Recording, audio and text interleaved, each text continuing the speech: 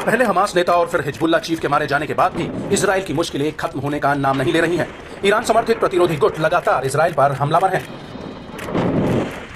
अब इराक के प्रतिरोधी गुटों ने इजराइल पर अपने हमलों को नई धार दी है, जिससे इजराइल के अलग अलग इलाकों में जबरदस्त नुकसान होने की खबरें सामने आई हैं। इराकी प्रतिरोध एक के बाद एक इजराइल पर हमलों की नई सीरीज चलाकर तनाव को और बढ़ाने में तुला हुआ है। हाल में इराक में प्रतिरोधी गुट ने इजरायली कब्जे के खिलाफ कई ऑपरेशंस को अंजाम देने की घोषणा की है।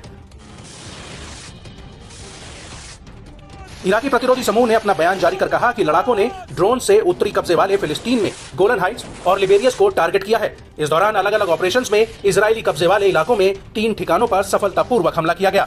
इराक के इस्लामिक प्रतिरोधी समूह ने इजराइल के गढ़ को प्रबलता के साथ ध्वस्त करने और अपने ऑपरेशंस को तेज करने का संकल्प लिया है। इराकी प्रतिरोध ने घोषणा की कि उसने पहली बार तैनात एडवांस क्षमता वाले विमान के माध्यम से कब्जे वाले फिलिस्तीन के दक्षिण में एक इजरायली लक्ष्य पर हमला किया। प्रतिरोध ने पुष्टि की है कि उसके लड़ाके इस तकनीक का इस्तेमाल इजरायली ठिकानों पर तेजी से हमला करने के लिए जारी रखेंगे। न्यूज एजेंसी अल मयादीन की माने तो प्रतिरोध की ओर से तैनात नए यूएवी में हाई फ्लाइंग पावर और विशाल विस्फोट की ताकत है। इसमें मिनट भर में घुसपैठ के लिए हवाई सुरक्षा को बाईपास करने की क्षमता है। इराकी सेना ने भी इराकी प्रतिरोध के हमले की पुष्टि की है। आईडीएफ ने बताया कि इराक से हुए ड्रोन हमले गोलन के मिलिट्री साइट पर हुए हैं। इस दौरान गोलानी ब्रिगेड की बटालियन तेहरा के 2 सैनिक मारे गए, जबकि 25 से ज्यादा घायल हुए हैं।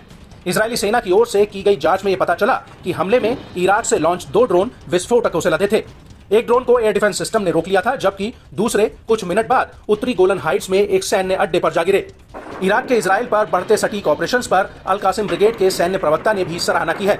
अबू उबैदा ने इजरायली हमले के सामने फिलिस्तीनी लोगों का समर्थन करने के लिए इराकी प्रतिरोधी गुटों को सलाम किया है। अबू उबैदा ने कहा कि हम उनके टॉप लेवल ऑपरेशन की सराहना करते हैं, जिसने ड्रोन के साथ कब्जे वाले गोलन में इजरायली बलों को निशाना बनाया। इसमें कई जवान मारे गए हैं, जबकि दर्जन भर से ज्यादा हताहत हुए हैं। इजरायली हमले में दृढ़ता इजराइल को और ज्यादा नुकसान और असफलताएं दिलाएगी।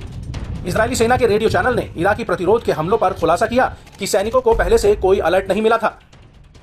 दावा है कि एक बार फिर इजरायली रेडार को चकमा देते हुए प्रतिरोध के ड्रोन घुसपैठ करने में सफल रहे हैं। इजरायली मीडिया ने बताया कि इराकी हमले से गोलन में सायरन एक्टिव हो गए थे। हालांकि जांच में ये सामने आया कि समय पर दूसरे ड्रोन्स को पकड़ने में सफलता नहीं मिल पाई थी।